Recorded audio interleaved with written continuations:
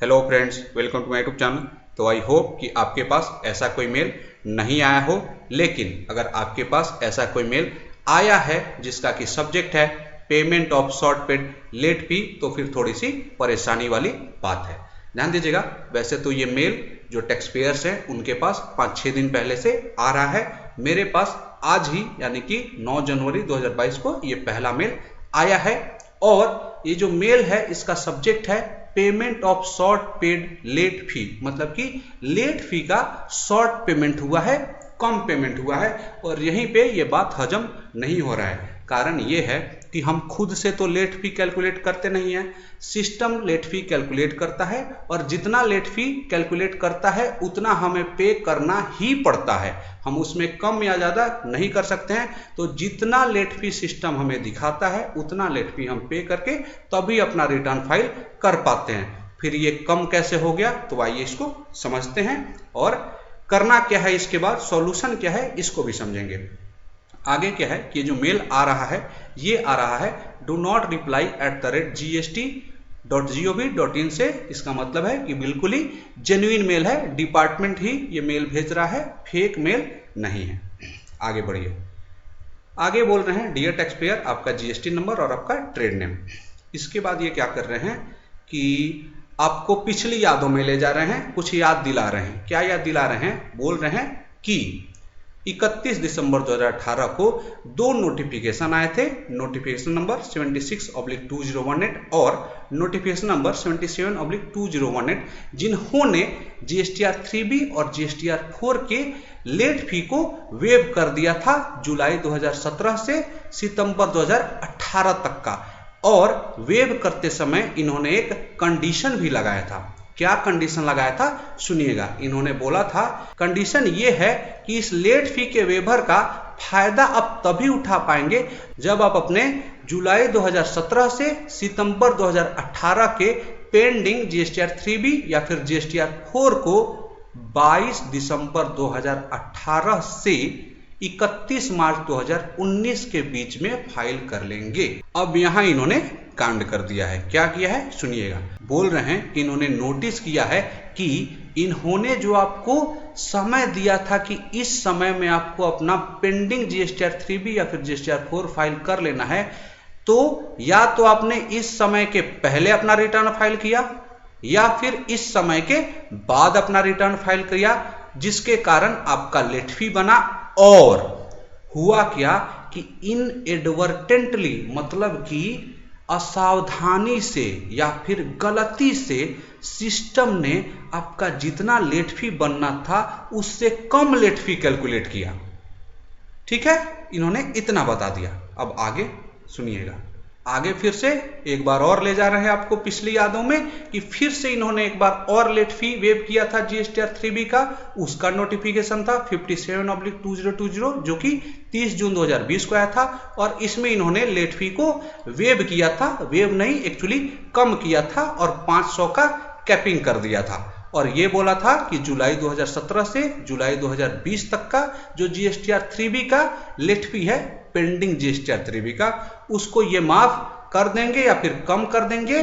Condition भी, और यहां भी कंडीशन लगाया था। कंडीशन ये था कि आपको जो पेंडिंग जीएसटीआर 3B फाइल करना था जुलाई 2017 से जुलाई 2020 के बीच का, वो कर लेना था 25 जून 2020 से 30 सितंबर 2020 के बीच में। और फिर से वही बोल रहे हैं कि फिर से सिस्टम से गलती हुआ। सिस्टम मतलब जीएसटीएन, जीएसटी का जो पोर्टल है। फिर से सिस्टम से गलती हुआ और इसने फिर से क्या किया कि जितना लेट फी बनना था उससे कम लेट फी कैलकुलेट किया और आपने कम लेट फी दिया है। ठीक है, समझिएगा बात को। अब आगे ये बता रहे हैं कि short payment of late fee कैसे हो गया, कैसे आपने कम ही लेट फी दिया।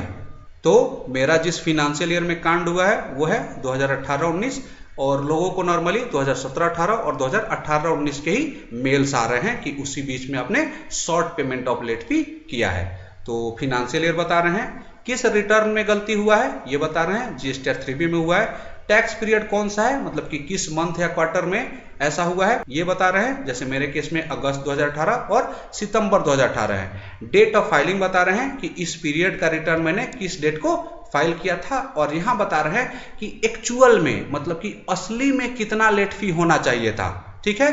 तो असली में ये बोल रहे हैं कि इतना लेट फी होना चाहिए था, लेकिन सिस्टम ने इतना लेट फी कैलकुलेट किया CGST और SGST का, और इतना ही लेट फी मैंने पे कर दिया। तो जाहिर सी बात है ना, जितना लेट फी सिस्टम ने बताया उतना लेट फी मैंने पे कर दिया। क्योंकि होता क्या है कि हमारे पास क्लाइंट आता है या फिर हम खुद इंडिविजुअल भी हैं, तो करते क्या है कि देखते हैं भाई सिस्टम कितना लेट फी लगा रहा है, क्योंकि किस रिटर्न की क्या ड्यू डेट थी, क्या एक्सटेंशन दिया गया था, इस चक्कर में बहुत लोग पढ़ना नहीं चाहते हैं। तो सिस्टम जितना लेट फी दिखाता है उतना चुपचाप पे कर देते हैं, ये मान के कि सिस्टम ने सही ही कैलकुलेट किया होगा। जाहिर सी बात है, जो कंसल्टेंट्स हैं वो क्या करते हैं कि एक एवरेज लेट फी जोड़ के बता देते हैं कि इतना लेट फी बनेगा, और फिर क्या करते हैं रिटर्न्स फाइल करते हैं, और रिटर्न्स को अपडेट करने के बाद जितना भी लेट फी बनता है बता देते हैं कि भाई ये चालान रहा और इतना पेमेंट हुआ है, तो उस हिसाब से तो हमने सही पेमेंट करा है। अब आप बोल रहे हैं कि नहीं नहीं इतना कम आपने लेट फी दिया है, तो भाई हमने गलती करी कहाँ? सारा तो आपने ही करवाया है हमसे। आपने बोला कि इतना लेट फी बन रहा है, हमने इतना पे कर दिया। अब आप बोल रहे हैं कि नहीं नहीं इतना बन रहा था। आपको 3-4 साल बाद याद आ रहा है कि लेट फी इतना बन रहा था लेकिन उन्होंने इतना दिया है, तो अब इनसे इतना ले लिया जाए। और आपने हमें मेल भी कर दिया है कि इतना आपने कम लेट फी पे किया था और अब आप दे दीजिए। तो थोड़ी सी तो परेशानी वाली बात है सबके लिए, खासकर कंसल्टेंट्स के लिए, क्योंकि हमने तो क्लाइंट्स से इस बेसिस पे पैसे ले लिए, अब इतना कौन भरेगा? ठीक है, तो एक ये परेशानी वाली बात है, ये होना नहीं चाहिए था, बट ये दे रहे हैं। तो चलिए, अब कुछ लोगों का ये सवाल आएगा कि सर क्या ये सच में ऐसा हुआ था?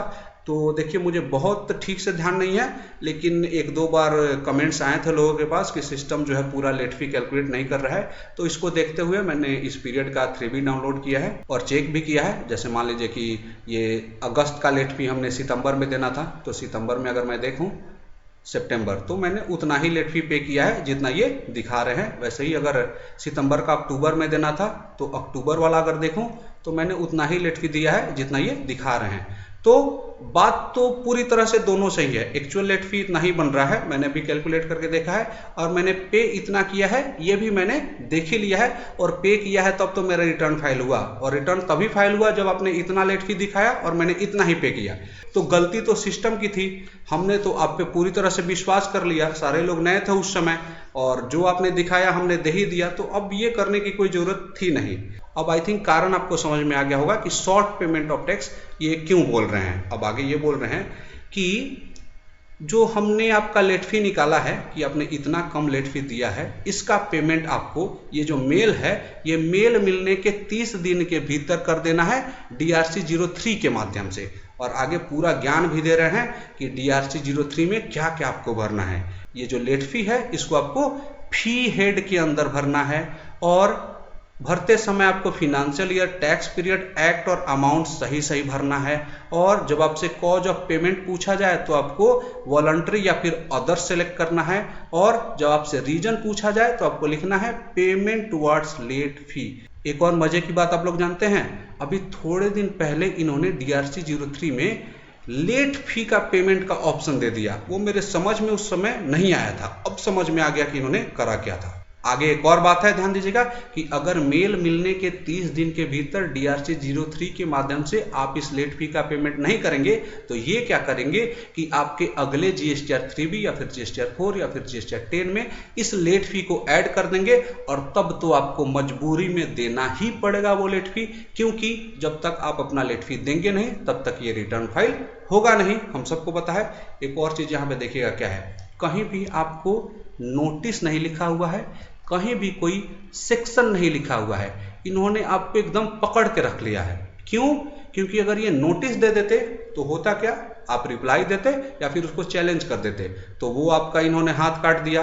दूसरा, कहीं पे भी सेक्शन मेंशन नहीं किया है ताकि आप इनके अगेंस्ट कुछ बोल सके, तो आपको कोई ऑप्शन दिया ही नहीं है, सीधा सीधा बोल दिया है कि आपको देना ही पड़ेगा। लेकिन फिर भी मेरा एडवाइस है कि आप लोग अब भी कम से कम 5-10 दिन वेट करिए, हम लोग इस पे वर्क कर रहे हैं, देखते हैं कि क्या और कैसे किया जा सकता है, तब तक थोड़ा सा वेट कर लीजिए। और आई थिंक ये वीडियो आपको अच्छा नहीं लगा होगा, क्योंकि वीडियो देखकर तो मैं भी परेशान हूँ, तो आप भी परेशान होंगे ही। तो देख लीजिएगा, जो करना है वो कीजिएगा। बाकी thank you for watching my video.